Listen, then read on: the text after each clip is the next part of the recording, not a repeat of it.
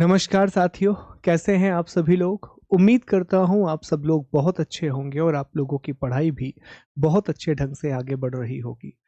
साथियों, एक बार फिर से आप सभी लोगों का बहुत-बहुत स्वागत है मध्यकालीन भारतीय इतिहास की सीरीज में।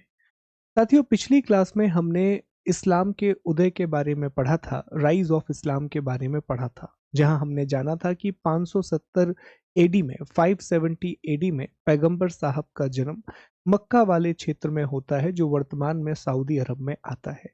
610 एडी 610 ईस्वी में पैगंबर साहब को कुरान के रूप में ज्ञान की प्राप्ति होती है और यहाँ से इस्लाम धर्म की शुरुआत होती है।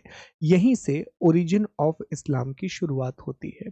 इसके बाद 622 ईस्वी में अर्थात 622 एडी में पैगंबर साहब पहली बार मक्का से मदीना की यात्रा तय करते हैं और इसे इस्लाम में हिजरत कहा जाता है। यही कारण है कि इस्लाम का जो कैलेंडर है, जिसे हिजरी कैलेंडर कहा जाता है, इसकी शुरुआत 622 ईस्वी में अर्थात 622 एडी में हिजरत या हिजरी संवत की स्टार्टिंग होती है, विच इज इस्लामिक कैलेंडर। फिर हम आगे जान पाए कि 632 ईस्वी में 632 एडी में जब पैगंबर साहब की मृत्यु होती है, तो उनका उत्तराधिकारी कौन होगा, इसको लेकर के विवाद आ जाता है। हालांकि ये बात तय थी कि पैगंबर साहब के बाद अगला कोई व्यक्ति पैगंबर नहीं बनेगा, अर्थात मोहम्मद साहब ही अंतिम पैगंबर हुए।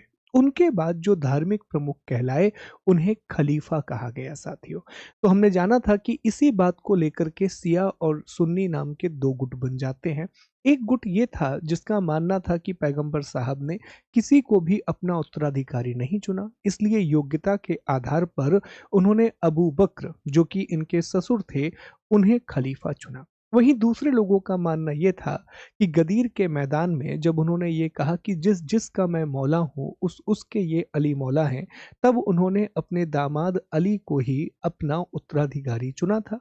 तो जो अली को वास्तविक उत्तराधिकारी मानते थे, वो शिया कहलाए, और जो अबू बकर को वास्तविक उत्तराधिकारी मानते थे या पैगंबर साहब की मूल शिक्षाओं में जो विश्वास करते थे, वो सुन्नी कहलाए। तो यहाँ से हमने शिया और सुन्नी के विवाद की जानकारी भी डिस्कस की थी। हमने ये भी जाना था कि वर्तमान में जो सऊदी अरब है, वो सुन्नी मुसलमानों का प्रमुख रिप्रेजेंटेटर है। वहीं साथियों, जो ईरान है, वो शिया मुसलमानों का प्रमुख रिप्रेजेंटेटर है। पूरे विश्व भर में जितने भी मुसलमानों की संख्या है, उसमें लगभग 80 से 85% हिस्सा सुन्नी मुसलमानों का है। ठीक यही हालात भारत में भी है। भारत में भी 80 से 85% मुसलमान सुन्नी हैं, शिया हैं, और फिर आपको दाऊदी बोहरा, अहमदिया, इस रूप में अलग अलग आपको मुसलमानों के जो अलग अलग समूह हैं, वो देखने के लिए मिलते हैं। इसी क्रम में हमने ये भी जाना था कि इस्लाम में 5 प्रमुख स्तंभ होते हैं, जैसे कि 5 वक्त की नमाज अदा करना, दान देना जिसे ज़कात कहा गया, हज करना मतलब मक्का की यात्रा करना, जहाँ पर मस्जिद अल हरम है, जो कि इस्लाम में सबसे पवित्र मस्जिद मानी जाती है, रोज़ा रखना, ये सारी चीज़ें बड़ी इंपॉर्टेंट हैं, और इस तरह इस्लाम में 5 अलग-अलग स्तंभ होते हैं। तो इतनी बातें हमने पिछली क्लास में डिस्कस कर ली थी। उम्मीद है कि यहाँ तक आपको सारी बातें समझ में आई होंगी।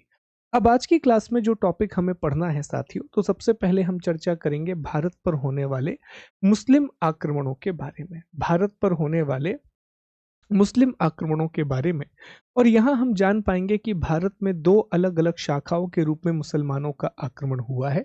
एक अरबियों की शाखा और एक तुर्कियों की शाखा। अरबी मूल रूप से सबसे पहले वही मुस्लिम बने थे, बाद में तुर्की भी मुस्लिम बन गए, तो अरबी शाखा और तुर्की शाखा। इसके बाद हम मोहम्मद बिन कासिम की चर्चा करेंगे, जो कि एक अरबी मुस्लिम था, और यही भारत पर प्रथम सफल मुस्लिम आक्रमण करता है। याद रखिएगा, हमने कल की क्लास में आपको एक बड़ी महत्वपूर्ण बात बताई थी कि अगर कहीं पर भी आपने ये पढ़ा है कि भारत में मुसलमानों का पहला आगमन 712 एडी में हुआ, तो ये बिल्कुल गलत है। 630 एडी में 630 एडी में केरल में अरबी मुसलमानों का एक जहाज व्यापार के उद्देश्य से भारत आया था। तो केरल में सबसे पहले मुसलमान आए हैं, ऐसा माना जाता है साथियों। इसके बाद हम सिंध पर आक्रमण की चर्चा करेंगे। कौन कौन सी महत्वपूर्ण घटनाएं हुई, राजा दाहिर के बारे में पढ़ेंगे। फिर साथियों हम चर्चा करेंगे कि अरबी आक्रमण का क्या क्या प्रभाव पड़ा, अरबी आक्रमण की जानकारी हमें कहाँ से मिलती है, और अन्य प्रमुख तथ्य, कुछ और तथ्य जो रह जाते हैं हम उनके बारे में बात करेंगे। ये टॉपिक बड़ा इंपॉर्टेंट है, यहाँ से सवाल बनते रहते हैं साथियों, और एक अच्छी 360 डिग्री कवरेज आपको इस लेक्चर के बाद मिलेगी। एक बात मैं आपको बता दूं कि इस क्लास का जो पीडीएफ है वो हमारे टेलीग्राम चैनल पर मिलेगा प्यारे दोस्तों, तो जिसकी लिंक दी गई है शुभम गुप्ता पीडीएफ, डिस्क्रिप्शन में भी दिया है। ये स्कैनर है, आप स्कैन कर सकते हैं। दूसरा, हमारी एकेडमी पर अलग अलग कोर्सेज चल रहे हैं, तो इन कोर्सेज के बारे में भी आप इंफॉर्मेशन ले सकते हैं हमारे इस नंबर पर कॉन्टैक्ट करके। चलिए शुरुआत करते हैं और टॉपिक को जरा पहले थोड़ा सा एक बैकग्राउंड बनाते हैं और फिर हम आगे बढ़ते हैं। देखिए, हम ये जान पाए कि सर ये जो सऊदी अरब वाला क्षेत्र है, ये सऊदी अरब वाला इलाका है, तो सऊदी अरब वाले क्षेत्र में 610 एडी में, 610 एडी में मुस्लिम धर्म की शुरुआत होती है। यहाँ इस्लाम का उदय होता है, ये हमने डिस्कस किया था। ये राइज ऑफ इस्लाम था, अर्थात इस्लाम का उदय, राइज ऑफ इस्लाम या इस्लाम का उदय हमें देखने के लिए मिलता है।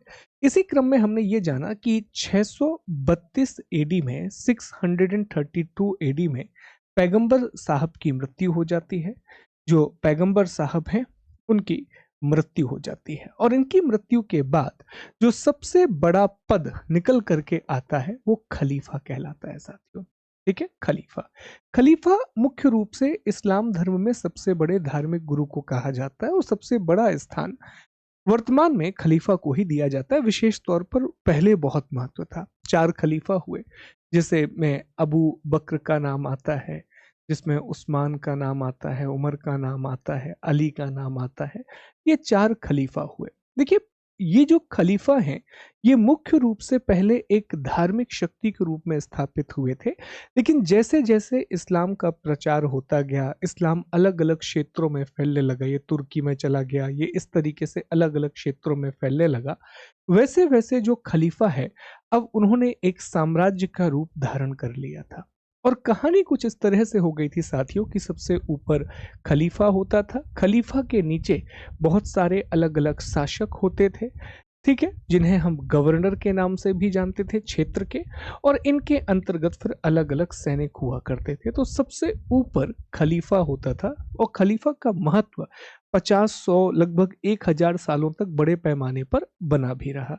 तो अब इन क्षेत्रों में जहां मुस्लिम धर्म की शुरुआत हुई थी, वहां धीरे धीरे अब एक साम्राज्य का रूप धारण कर लिया था, और ऐसे 4 खलीफा साम्राज्य आपको देखने के लिए मिलते हैं। और भी हैं, जैसे पहले 4 खलीफाओं को रशीदुन खलीफा कहा गया, उसके बाद उम्मयद खलीफाओं का शासन देखने मिला। तो अलग अलग खलीफाओं के शासन, ऑटोमन एम्पायर रहा बीच में बहुत लंबे समय तक, तो ये अलग अलग खलीफा हमें देखने के लिए मिलते हैं। अब साथियों, मुसलमानों में भी जैसे हमने शिया और सुन्नी की बात की थी, इसी तरह मुसलमानों में 2 और समूह बने।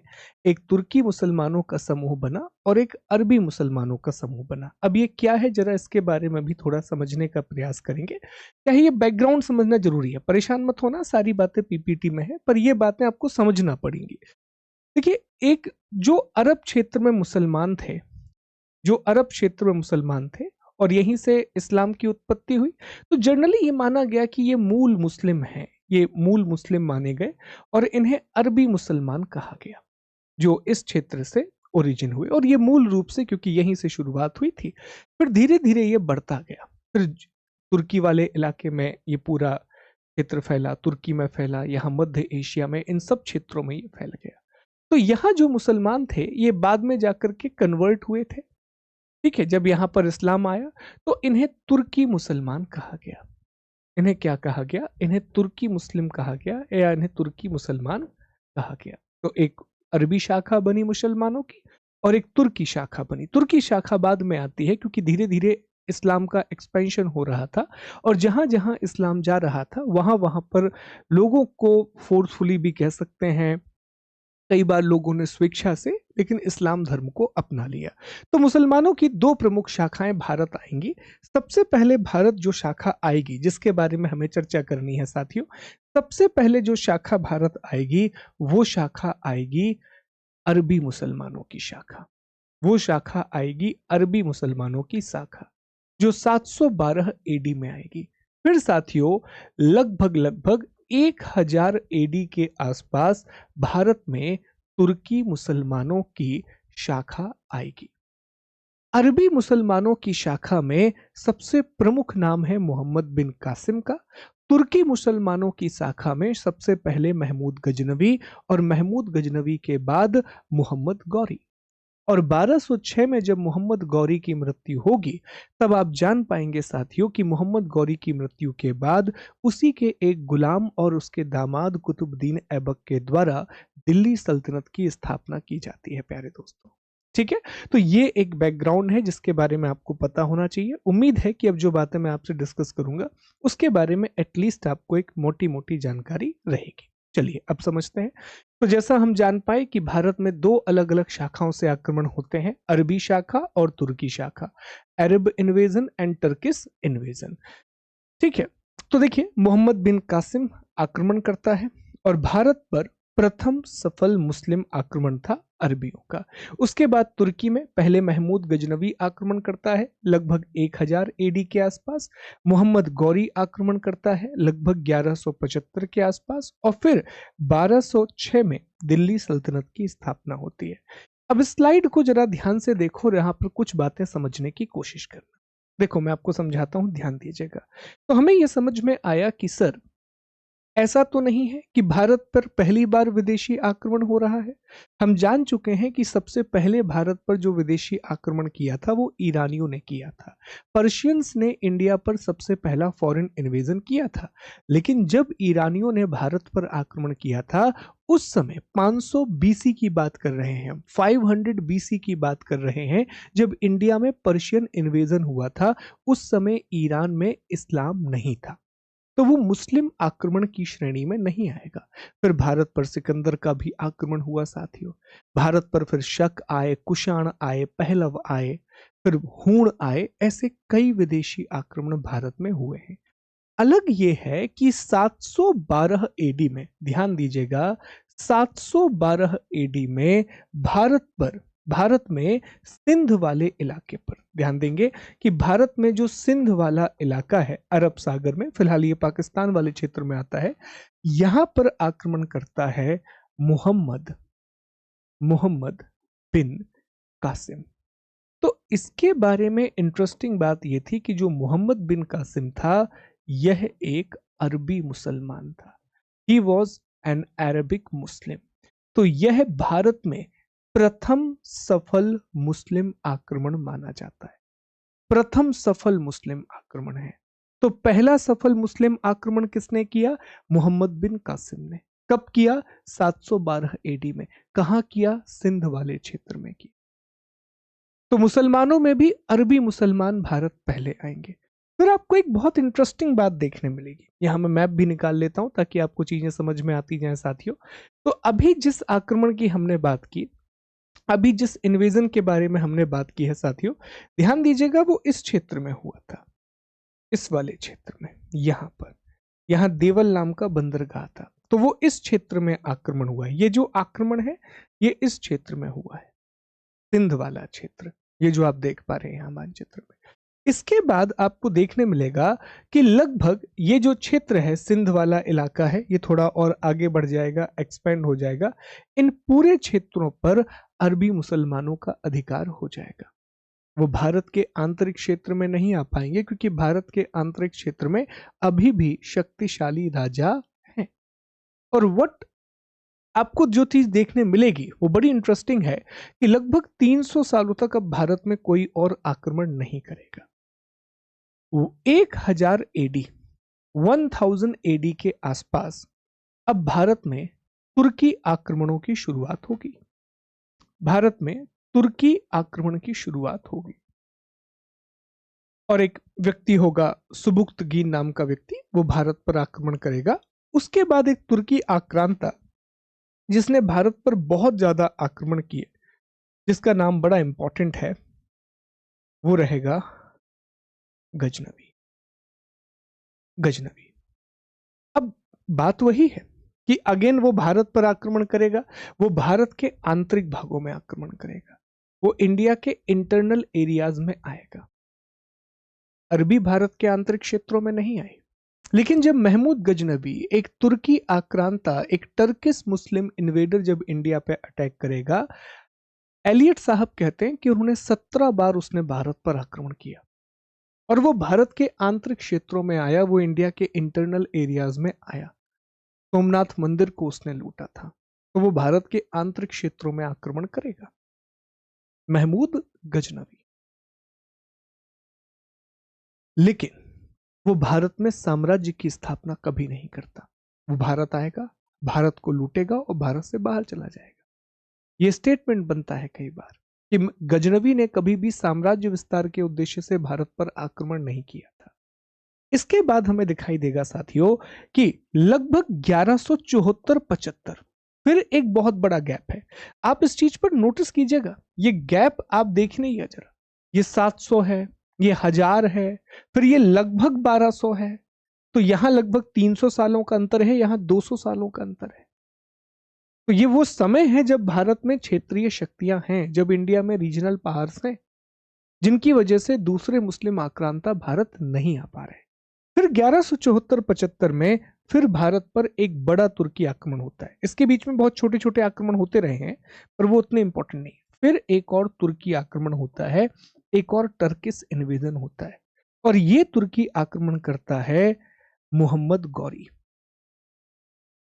मोहम्मद गौरी, ठीक है साथियों। और मोहम्मद गौरी लेकिन जब भारत पर आक्रमण करता है, वो भी भारत के आंतरिक क्षेत्रों में आता है। गौरी तो साथियों बंगाल तक पहुंच जाता है, गौरी बंगाल तक पहुंच जाता है। वो इतने ज्यादा आंतरिक क्षेत्रों में आक्रमण करता है, और गौरी ने लगभग पूरे उत्तर भारत को रौंद डाला था, ऑलमोस्ट पूरे नॉर्थ इंडिया पर उसने अटैक किया। ठीक है, हारता भी है गौरी, पर उसने पूरे भारत पर, उत्तर भारत पर आक्रमण किया। और गौरी गजनवी से अलग था। गजनवी कभी भी भारत में साम्राज्य की स्थापना नहीं करना चाहता था, लेकिन गौरी भारत में साम्राज्य की स्थापना के उद्देश्य से ही आया था। उसका ऑब्जेक्टिव था that he wanted to establish an empire in India. It was complete contrast with the Ghaznavi who never wanted to establish empire in India, never ever. कितनी इंटरेस्टिंग बात है साथियों। ठीक है, अब गजनवी गौरी आता है। गौरी बहुत लंबे समय तक आक्रमण करता है, और 1206 में गौरी की मृत्यु हो जाती है। 1206 का समय है, और 1206 में गौरी की मृत्यु होती है। और जब गौरी की मृत्यु होती है, जो कि उसका कोई उत्तराधिकारी नहीं था, तो गौरी का ही एक गुलाम था, हम पढ़ेंगे, बहुत डिटेल में पढ़ेंगे, कुतुबुद्दीन ऐबक। उसका एक स्लेव था और दामाद भी था, कुतुबुद्दीन ऐबक। ये अंततः दिल्ली सल्तनत की स्थापना करता है। ये अंततः दिल्ली सल्तनत की स्थापना करता है, और यहीं से भारत में विधिवत इस्लामिक शासन की शुरुआत होती है। यहीं से भारत में विधिवत इस्लामिक शासन की शुरुआत होती है। एक कंस्ट्रक्टिव, या फिर आप कह सकते हैं कि एक प्रॉपर इस्लामिक रूल की शुरुआत होती है, जो पूरे मध्यकाल में चलता रहेगा। 1206 से लेकर के आप मान के चलिए कि 1850 तक हमें इसका प्रभाव देखने के लिए बड़े पैमाने पर मिलता है। तो ये पूरी कहानी है भारत पर होने वाले मुस्लिम आक्रमण की। देखो, इसको समझाने का उद्देश्य बड़ा क्लियर है कि आप ये समझ पाएं कि इसमें अंतर रहा है। जब आप ये बात डिस्कस करें तो आप ये जान पाएं कि यहाँ डिफरेंसेस रहे हैं, समय काल में बहुत बड़े बड़े अंतर रहे हैं। 300 सालों तक अरबी अलग अलग टुकड़ों में शासन करते रहेंगे। गजनवी आएगा, भारत को लूटेगा, वापस चला जाएगा। फिर भारत में क्षेत्रीय शक्तियां आ जाएंगी, फिर अरबी पनपने लगेंगे। फिर गौरी आएगा। गौरी भारत में आया ही था कि उसे साम्राज्य की स्थापना करनी थी। कारण भी थे, क्योंकि उसके भाई के साथ यह अग्रीमेंट हुआ था कि जो गौरी का भाई है वो मध्य और पश्चिम एशिया में विस्तार करेगा, वो सेंट्रल और वेस्टर्न एशिया में एक्सपेंशन करेगा, और जो गौरी है वो पूर्वी एशिया में विस्तार करेगा, वो ईस्टर्न एशिया में एक्सपेंशन करेगा। तो इस सोच के साथ तो उम्मीद है कि अब आपको ये स्लाइड बहुत अच्छे से समझ में आएगी कि भारत पर मुसलमानों ने दो अलग अलग शाखाओं में आक्रमण किया। पहले अरबी आक्रमण हुआ, जिसमें मोहम्मद बिन कासिम, जो कि भारत पर प्रथम सफल मुस्लिम आक्रांता था। दूसरा तुर्की आक्रमण, जो महमूद गजनवी आया, गजनवी के बाद गौरी आया और गौरी के बाद भारत में दिल्ली सल्तनत की स्थापना होती है। साथियों, उम्मीद करता हूं कि यहां तक आपको सारी बातें बहुत अच्छे से समझ में आ रही हो। ठीक है जी, चलिए आगे बढ़ते हैं। अब थोड़ा सा आज की क्लास में जो हमें चर्चा करनी है, वो हमें चर्चा करनी है मोहम्मद बिन कासिम का। थोड़ा सा मैं आपको और मैप वगैरह समझा दूं कि जहां पर गौरी मोहम्मद बिन कासिम जहां आक्रमण करेगा, माफ कीजिएगा, वो सिंध वाला इलाका है। इस सिंध वाले इलाके में 712 एडी में मोहम्मद बिन कासिम आक्रमण करता है। अब आप जान पाए कि ये वही इलाका है जहां आज मकरान तट है, पाकिस्तान में आता है ये इलाका, मकरान कोस्ट कहा जाता है। और सिंध की कहानी भी बड़ी अलग है। इस समय जब ये आक्रमण हो रहा है तो सिंध में शुरुआत में राय वंश का शासन हुआ करता था साथियों। फिर राय वंश के राजाओं को चच नाम के राजा ने हरा दिया। तो 712 एडी में जब कासिम का आक्रमण सिंध पर होता है तो वहां चच नाम के राजा का शासन होता है। यही कारण है कि आपने किताब का नाम सुना होगा, चचनामा। चचनामा वो किताब है जो किसने लिखी आज तक हमें नहीं पता। कहा जाता है कि मोहम्मद बिन कासिम का ही कोई सैनिक या सेवक था जिसने वो किताब लिखी थी। हमें उसका नाम नहीं पता, लेकिन उसका नाम ही चचनामा रखा गया क्योंकि यहाँ चच नाम के राजाओं का शासन हुआ करता था। ठीक है, तो चचनामा नाम पड़ गया उसका, जिससे हमें भारत पर होने वाले मोहम्मद बिन कासिम के अरबी आक्रमण की जानकारी मिलती है। तो बस ये दिमाग में रखना कि ये सिंध वाला इलाका ये है जिसमें गुजरात है, फिर यहाँ अलग अलग शासक हैं, ये अलग अलग चीजें हैं, पर यहाँ चच नाम के राजाओं का चच वंश का शासन हुआ करता था। That you need to remember, ये आपको विशेष तौर पर ध्यान रखना है। चलिए, तो हम आगे बढ़ते हैं और मोहम्मद बिन कासिम के बारे में कुछ बातें जानते हैं कि कैसे ये भारत आया, क्या इसकी कहानी थी, दैट वी विल अंडरस्टैंड। तो देखिए, हमने कुछ बेसिक बातें पहले ही डिस्कस की हैं कि 610 एडी में इस्लाम का उदय होता है। 610 एडी में राइज ऑफ इस्लाम होता है सऊदी अरब में मक्का वाले क्षेत्र में। 630 ईस्वी में 630 एडी में भारत में पहली बार मुसलमानों का आगमन होता है व्यापारियों के रूप में। पहली बार इनका आगमन होता है। अब ये भी मैं आपको बता दूं कि हमने अभी अभी आपको बताया था, एक बार और डिस्कस करके समझ जाइए जरा कि देख पाए साथियों। ये बात जरा समझने का प्रयास करेंगे मैप के थ्रू कि हमने अभी डिस्कस किया कि इस्लाम की उत्पत्ति कब हुई। तो इस पूरे क्षेत्र में इस्लाम की उत्पत्ति होती है 610 एडी में। यहीं से व्यापारियों का एक जत्था 630 एडी में 630 एडी में पहुंचता है केरल।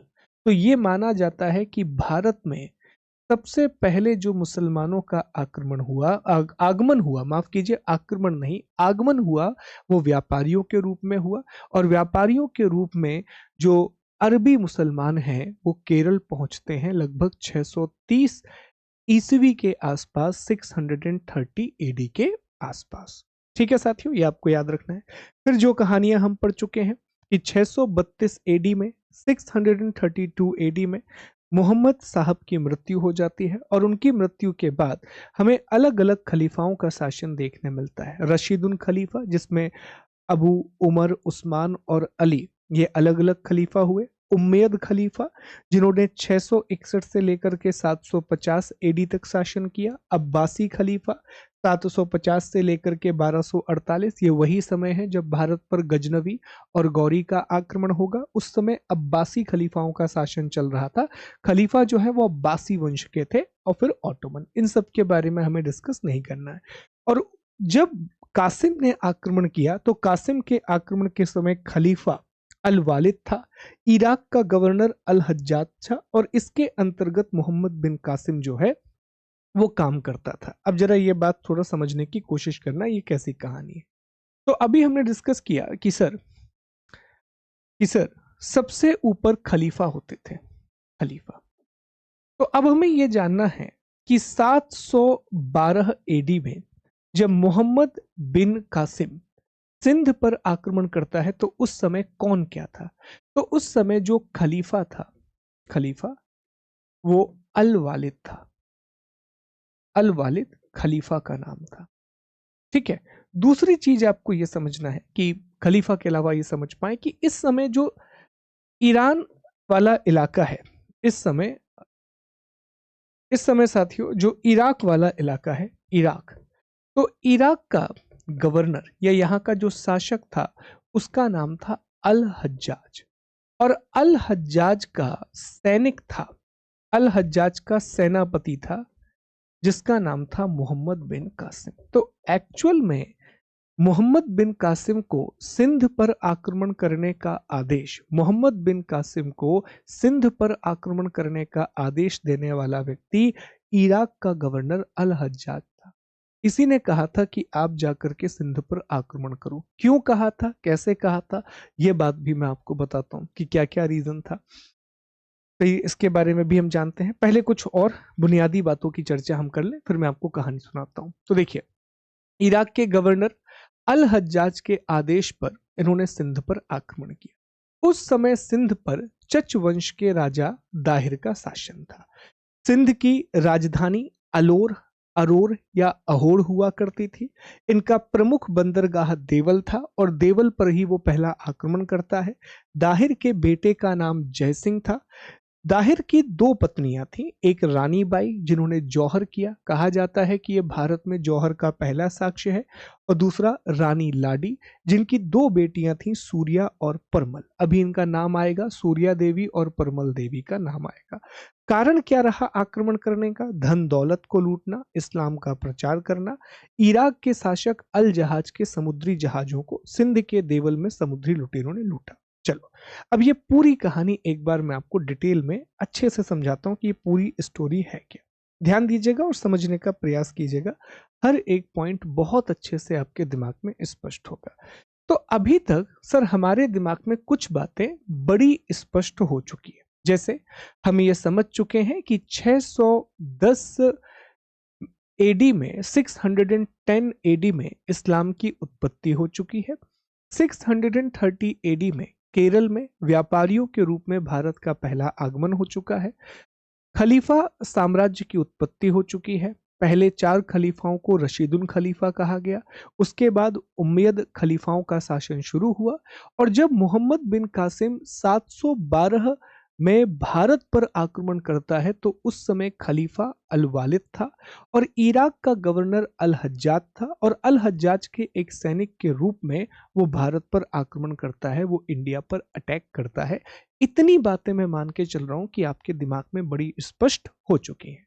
अब इसको समझने की कोशिश करेंगे कि ये कहानी कैसे है, क्यों आक्रमण किया गया, ये पूरा रीजन क्या है। ठीक है, ध्यान दीजिएगा और समझिएगा इस बात को। मैप के थ्रू आपको बहुत अच्छे से समझ में आएगा साथियों। देखिए, मामला कुछ ऐसा था कि जो सऊदी अरब है, तो यहां से व्यापार होता था, और व्यापार के थ्रू सामान जो है वो इस इलाके से जनरली सऊदी अरब तक पहुंचता था। ये वो इलाका है जहां से ये जो सामान है ये सऊदी अरब तक पहुंचा करता था। यहां से भी व्यापार होता था इस तरीके से। तो इसमें आप देख पाए कि ये जो इलाका है, ध्यान दीजिएगा मैं रेड कलर से बना रहा हूं, ये जो इलाका है ये सिंध का इलाका है, और सिंध के इलाके में ही मकरान तट आता है, मकरान कोस्ट आता है। तो यहां से जो अरबी जहाज हैं वो जाया करते थे। ये पूरे रूट से जो अरबी जहाज हैं साथियों, तो वो अरबी जहाज यहां से शुरू होते और यहां से इस तरह से अरबी जहाज जाया करते थे। मैं थोड़ा सा और इसको ऐसे बनाता हूं, ये जनरली रूट होता था अरबी जहाजों का। ओके, यहां से अरबी व्यापारियों के जहाज वहां तक पहुंचा करते थे प्यारे दोस्तों। अब यहीं से मामले की शुरुआत होती है। इस समय ये जो मकरान वाला इलाका है जहां से अरबी जहाज जा रहे हैं, यहां समुद्री लुटेरे रहते थे साथियों। यहां समुद्री लुटेरे बहुत थे, और ये क्या करते थे कि ये जहाजों को अक्सर लूट लिया करते। तो कई बार इराक का जो गवर्नर था अल हज्जाज, क्योंकि वही पूरी सप्लाई यहां से संभालता था, वही उसी का नुकसान होता था अल्टीमेटली, तो इराक के गवर्नर अल हज्जाज ने मैसेज भी पहुंचाया कि सिंध के उस समय राजा, थोड़ा सिंध की भी बात कर लें, तो सिंध जो है साथियों, उस समय सिंध पर चच वंश का शासन था। चच वंश का शासन था, और यहाँ के जो राजा थे, राजा का नाम था दाहिर। ठीक है, सिंध की जो राजधानी थी याद रखिएगा, एग्जाम में पूछा गया है। सिंध की जो राजधानी थी वो थी अलोर। ठीक है, इसे अरोड़ भी कहा जाता है, सो परेशान मत होइएगा। तो सिंध की राजधानी अलोर थी या अरोड़ थी। चच वंश के राजा दाहिर का शासन था। दाहिर के पुत्र का नाम जयसिंह था, जयसिंह था।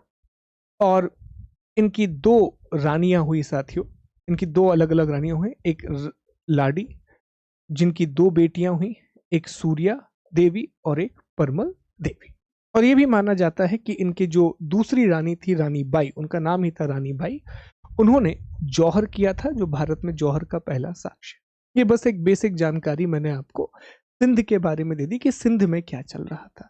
तो यहां उन्होंने आक्रमण, समुद्री लुटेरे थे, और यहां इराक में अल हज्जाज है, और अल हज्जाज का सेनापति है मोहम्मद बिन कासिम। तो अल हज्जाज ने कहा, भाई साहब देखो, हमारे जहाज आते हैं, तुम थोड़ा सा इनको संभाल लिया करो।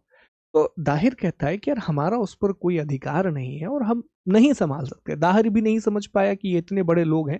तो दाहिर ने कहा कि यार हमारा वहां रोल ही नहीं है, हम कितनी भी कोशिश करें हम उन चीजों को कंट्रोल नहीं कर सकते। तो 2 बार हुआ, 3 बार हुआ, 4 बार हुआ। जब कई बार जहाज लुट गए तो फिर अल हज्जाज ने कहा कि या तो तुम हमको मुआवजा दे दो, या फिर तुम उस जहाज को लूटने वालों को पकड़ो और पूरे जहाज का सामान रिकवर करो। दाहिर ने हाथ खड़े कर दिए कि हम ऐसा नहीं कर पाएंगे। और जैसे ही दाहिर ने कहा कि हम ऐसा नहीं कर पाएंगे, इराक के गवर्नर अल हज्जाज ने मोहम्मद बिन कासिम को आदेश दिया कि जाओ तुम सिंध पर आक्रमण कर दो। और प्यारे साथियों, ऐसा ही हुआ। मोहम्मद बिन कासिम ने, जो कि किसके आदेश से आया था, इराक के गवर्नर अल हज्जाज के आदेश से आया था, उसने यहां देवल नाम का एक बंदरगाह था, देवल बंदरगाह था सिंध का, उसने देवल बंदरगाह पर 712 एडी में आक्रमण कर दिया।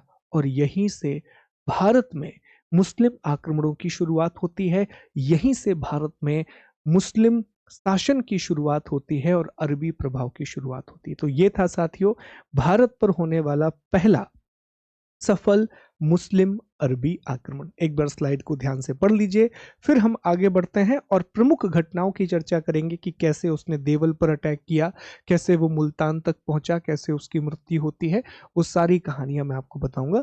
एक बार ध्यान से आप इसे पढ़ लीजिए प्यारे दोस्तों।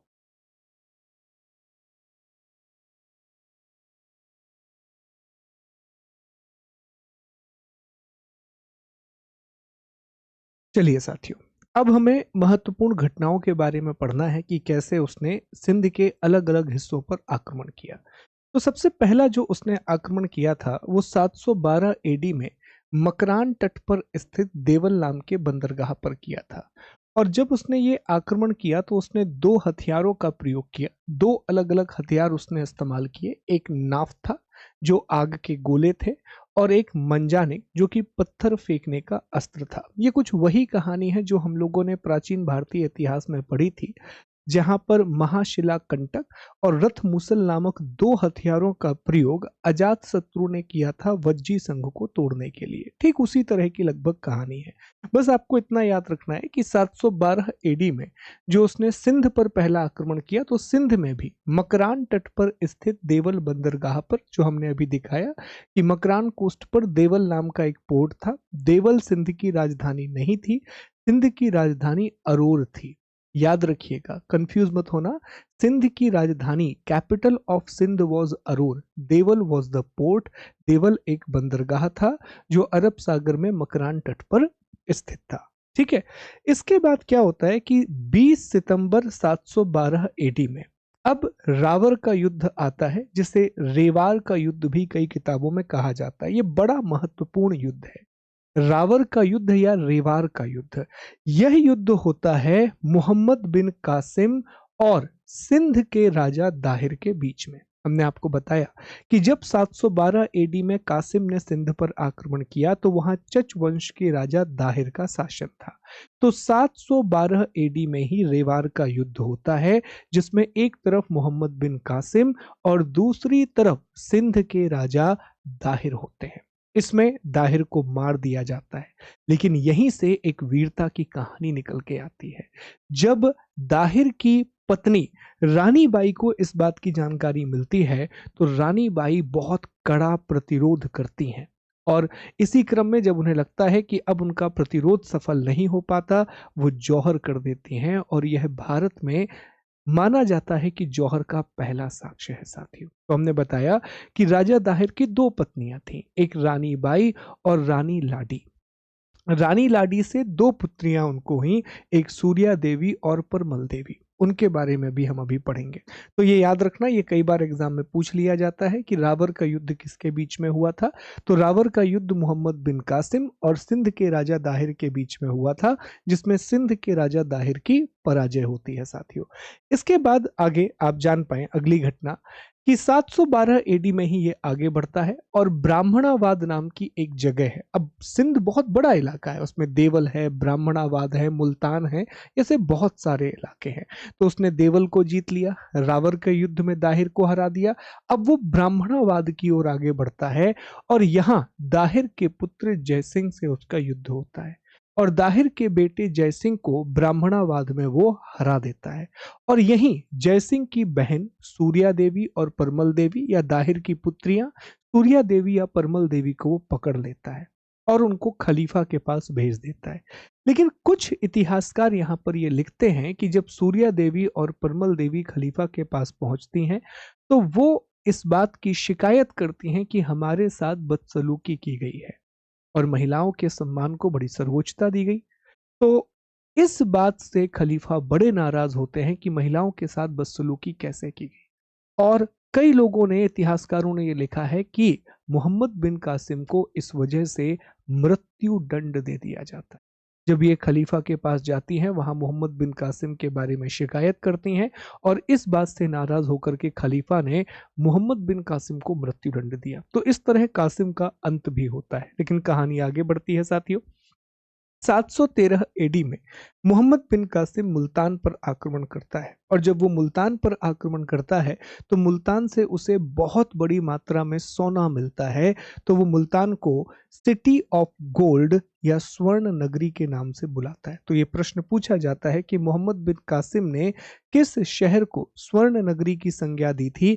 तो मुल्तान को उसने स्वर्ण नगरी की संज्ञा दी थी, क्योंकि यहाँ से बड़े पैमाने पर उसे सोने की प्राप्ति हुई थी, बड़े पैमाने पर उसे यहाँ से गोल्ड मिला था। साथियों, कुछ और बातें याद रखिएगा, जैसे मोहम्मद बिन कासिम ने अपनी सेना में हिंदुओं की नियुक्ति की थी, जाटों और बौद्ध ने उतना विरोध नहीं किया था।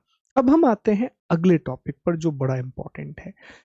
हमने देखा था कि जब ईरान ने भारत पर अटैक किया तो उसके भी बहुत सारे प्रभाव हुए। जब ग्रीक सिकंदर ने भारत पर आक्रमण किया तो ग्रीक आक्रमण के भी बहुत सारे प्रभाव हुए। उम्मीद है कि वो चीजें आपको याद होंगी कि जब पर्शियन इन्वेजन इंडिया पर हुआ था तो उसके भी इफेक्ट हुए थे, और जब ग्रीक इन्वेजन इंडिया पे हुआ था तो उसके भी इफेक्ट हुए थे।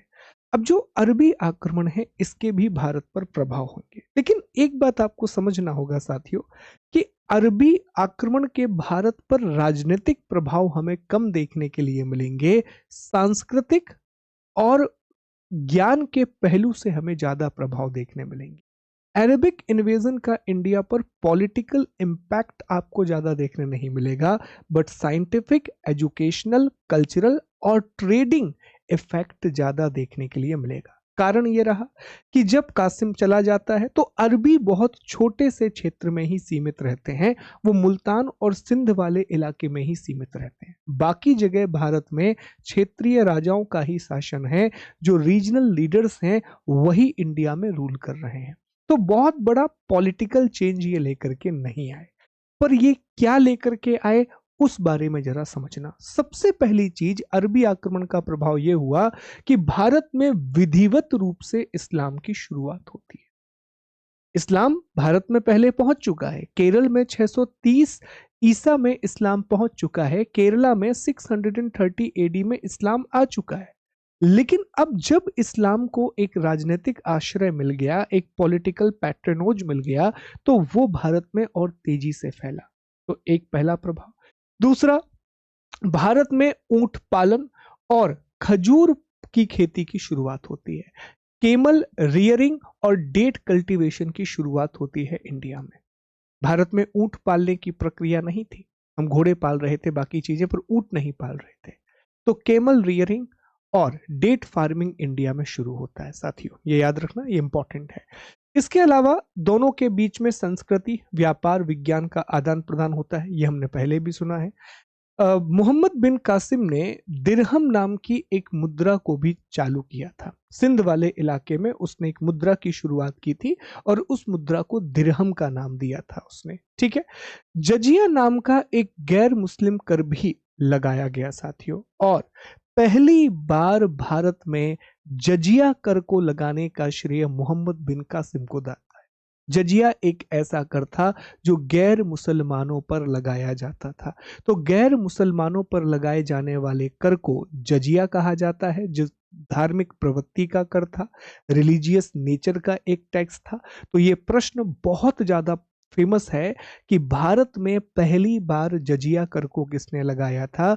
तो Mohammed bin Qasim was the first ruler who introduced jizya tax in India. Mohammed bin Qasim पहला शासक था जिसने भारत में जजिया नामक गैर मुसलमानों पर लगाए जाने वाला कर लगाया था। ये याद रखना, ये बहुत इंपॉर्टेंट है साथियों। ज्ञान की सिंधु नदी के तट पर उसने महफूजा नाम का नगर बनाया था। हिंदू शब्द का प्रयोग भी फारसियों ने किया था। अब हम ज्ञान की बात करते हैं, नॉलेज की। तो देखिए, अरब से भारत को मानसून शब्द मिला और अरब से ही मानचित्र कला भारत पहुंची है। हम भारत का भूगोल जब पढ़ेंगे तो वहां हम चर्चा करेंगे कि जो मानसून शब्द है, ये अरबी शब्द है। जो अरबी शब्द मौसम से बना है, मौसम, मौसम, मानसून, ये सारे अरबी शब्द हैं। और अरबी व्यापारियों ने मानसूनी हवाओं के बारे में भी पता लगाया।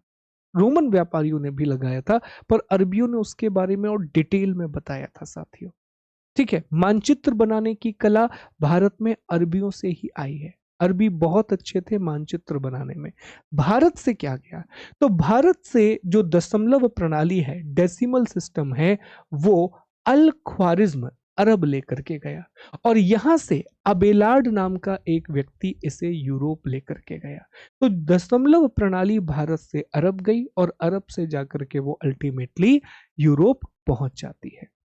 सतीश चंद्र का एक प्रसिद्ध कथन है कि अरब विज्ञान सच्चे अर्थों में अंतर्राष्ट्रीय था, एक महान इतिहासकार। तो अब हमें क्या क्या याद रखना है? अगर जल्दी से हम इसको रिकॉल करने की कोशिश करें तो हमें समझना होगा कि सर, अरबी आक्रमण की वजह से क्या क्या प्रभाव आया। अगर हम इफेक्ट की बात करें, प्रभाव की बात करें, तो भारत में ऊंट पालन की प्रक्रिया शुरू हुई। भारत में खजूर की खेती की शुरुआत हुई। मोहम्मद बिन कासिम ने दो काम किए। एक तो उसने जजिया नाम का एक नया कर लगाया, दूसरा दिरहम नाम की एक मुद्रा चलाई, और सिंध में उसने मनफूजा नाम का एक शहर भी बसाया था, ठीक है। दशमलव प्रणाली भारत पहुंचती है और भारत से अरब, अरब से यूरोप पहुंचती है। बहुत सारी किताबों का अनुवाद भी किया गया, बहुत सारी किताबों का ट्रांसलेशन किया गया, जिसके बारे में हम अभी पढ़ेंगे कि पंचतंत्र जैसी किताबों का अनुवाद अरबी भाषा में किया गया और मल्टीपल बुक्स को अरबिक में ट्रांसलेट किया गया। तो ये सारी बातें आपको याद रखना है, यहाँ से सवाल अक्सर पूछ लिए जाते हैं साथियों, ठीक है। चलें, अब हम ये डिस्कस करेंगे कि आखिर हमें ये सारी की सारी जानकारी, जो अभी ये पूरी इंफॉर्मेशन हमने आपको दी कि देखिए सिंध पे चच वंश के राजा दाहिर का शासन था। तो 712 एडी में कासिम ने पहले देवल पर आक्रमण किया, फिर रेवार का युद्ध हुआ जिसमें दाहिर मारा गया, फिर ब्राह्मणाबाद पर आक्रमण किया जहां जय सिंह हार जाता है। फिर वो मुल्तान गया जिसको उसने गोल्डन सिटी कहा, दिरहम नाम की मुद्रा, जजिया नाम का कर। ये पूरी की पूरी जो कहानी है, ये जो पूरा का पूरा इतिहास है, ये हमें मिलता है चचनामा से। पहले भी हमने पढ़ा है, जब हम प्राचीन भारत का इतिहास पढ़ रहे थे तब भी हमने आपको बताया था कि सीधा प्रश्न वो आपसे पूछेगा कि अरबों की सिंध विजय की जानकारी किस किताब से मिलती है, अरबिक के सिंध इन्वेजन की इंफॉर्मेशन हमें कहां से मिलती है, तो वो चचनामा से मिलती है। सीधा सवाल सीधा जवाब। ये किताब किसने लिखी? नहीं पता। एक अज्ञात सैनिक ने अरबी भाषा में ये किताब लिखी थी। आगे जाकर के अबू बकर कूफी ने इसको फारसी में अनुदित किया था। नसरुद्दीन कुबाचा के समय अबू बकर कूफी ने इसको फारसी में अनुवाद किया था, पर एक अज्ञात सैनिक या सेवक के द्वारा अरबी भाषा में यह किताब लिखी गई थी। इसका अंग्रेजी अनुवाद U.M. दाऊद पोटा ने पहली बार किया था। U.M. दाऊद पोटा ने इसका इंग्लिश ट्रांसलेशन किया था। बाकी कुछ और किताबें हैं, जैसे मीर मोहम्मद मासूम की तारीख ए सिंध, बिला दूरी की किताब फुतूह, ये सारी किताबें हैं, इंपॉर्टेंट नहीं है। ये कुछ स्टेटमेंट जैसे लैनपूल ने कहा। लैनपूल एक इतिहासकार हैं। इन्होंने कहा कि सिंध पर अरब आक्रमण भारतीय इतिहास में एक घटना व इस्लामी इतिहास में परिणाम विहीन जीत थी। The Arab invasion of Sindh was an event in Indian history and the resultless victory in the Islam। Reason मैंने आपको बताया कि वो भारत के आंतरिक क्षेत्रों में नहीं आ पाए, छोटे से क्षेत्रों पर रहे, इसलिए हमने कहा कि इसके राजनीतिक प्रभाव ज्यादा नहीं हुए। लैनपूल के अलावा हेग का स्टेटमेंट है कि अरबों द्वारा सिंध विजय को भारतीय इतिहास की एक आकस्मिक कथा मात्र है। Arab conquest was a merely an accidental episode in the Indian history. तो ज्यादा महत्व उसको नहीं दिया गया। यही बातें मैंने अभी आपको समझाई हैं। देखिए, ये जो बातें मैं आपको समझा रहा हूँ ना साथियों, इनको ध्यान रखिएगा, क्योंकि ये स्टेटमेंट के रूप में आपसे पूछ ली जाती हैं। जब आप PYQ लगाओगे, जैसे आप में से बहुत से ऐसे दोस्त हैं जो CDS की तैयारी कर रहे हैं, बहुत अच्छा लगा आपके कमेंट देख करके कि सर देखिए आपके पेपर से, अभी लास्ट ही में देख रहा था कि सर टेट का किसी का एग्जाम में आया, कोई कह रहा है कि सर इससे SSC में आया, कोई कह रहा है सर प्रीलिम्स में आया। तो ये बहुत अच्छी बात है कि ये इतनी जगह आपके लिए हेल्पफुल हो रहे हैं क्लासेस। ठीक है, तो CDS वगैरह में ये एक स्टेटमेंट के रूप में आ जाते हैं, MPPSC प्रीलिम्स में स्टेटमेंट के रूप में आ जाते हैं। तो वो फिर हमें याद रखना होगा कि हाँ, इसका राजनीतिक महत्व ज्यादा नहीं हुआ, क्योंकि सीमाएं बड़ी सीमित थी इस क्षेत्र की। बाउंड्रीज जो है वो बड़ी लिमिटेड रही इस पूरे के पूरे एरिया की, प्यारे दोस्तों। ठीक है, कुछ और जानकारी आप याद रखिएगा। जैसे एक बात आपको याद रखनी है जो बड़ी इंपॉर्टेंट है, कि पंचतंत्र का जब अरबी अनुवाद किया गया तो कलीला और दिमना के नाम से किया गया है। ये वही चीज है, अरबी में जो अनुवाद किया गया है वो कलीला और दिमना के नाम से किया गया है। और ये प्रश्न पूछा जाता है कि पंचतंत्र के अरबी अनुवाद को क्या कहा जाता है, कलीला और दिमना। बाकी इन सभी किताबों का अरबी अनुवाद हुआ है, जैसे आर्यभट्ट की सूर्य सिद्धांत, चरक संहिता, श्रुत संहिता, इन सब का अरबी अनुवाद हुआ है। अल फाजरी ने ब्रह्मा सिद्धांत, जो कि ब्रह्मगुप्त के द्वारा लिखी गई, और खंडन खंड खादक का अरबी में अनुवाद किया। कहा जाता है कि ईरान के खगोल शास्त्री अबू मासर ने 10 वर्ष तक बनारस में खगोल शास्त्र का अध्ययन किया था। एक पर्शियन एस्ट्रोनॉमर है अबू मासर, उन्होंने एस्ट्रोनॉमी को स्टडी किया था बनारस में फॉर 10 ईयर्स। और जैसा हमने कहा कि अल फाजरी ने ट्रांसलेट किया था ब्रह्मा सिद्धांत और खंडन खाद्य को अरबिक में। और ये याद रखिएगा कि पंचतंत्र का जो अरबी अनुवाद है वो कलीला और दिमना के नाम से है। तो प्लीज इन सभी बातों को याद रखेंगे। उम्मीद है कि ये सेशन आपको पसंद आया होगा। 2 से 3 बार मैंने आपको चीज़ें रिकॉल भी करा दी हैं। हमने क्या क्या पढ़ा आज की क्लास में, तो सबसे पहले हमने ये समझा, एक बार हम समराइज करते हैं। सबसे पहले हमने ये समझा कि भारत पर 2 अलग अलग शाखाओं से मुस्लिम आक्रमण किए गए। 712 में मोहम्मद बिन कासिम का अरबी मुसलमान वाला आक्रमण होता है, और 1000 के आसपास गजनवी का तुर्की शाखा वाला आक्रमण होता है। उससे पहले सुबुक्तगीन भी भारत पर अटैक करता है, that we will study Sabuktigin वगैरह के बारे में।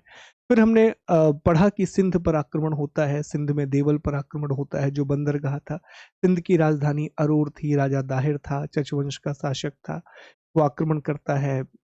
रेवार का युद्ध होता है, ब्राह्मणावाद, मुल्तान को वो सिटी ऑफ गोल्ड बोलता है, भारत में ऊंट पालना, भारत में खजूर की खेती, दिरहम नाम की मुद्रा, जजिया नाम का कर, पंचतंत्र का अनुवाद जो कि कलीला और दिमना के नाम से होता है। ये सारी बातें हमने आज की क्लास में पढ़ी।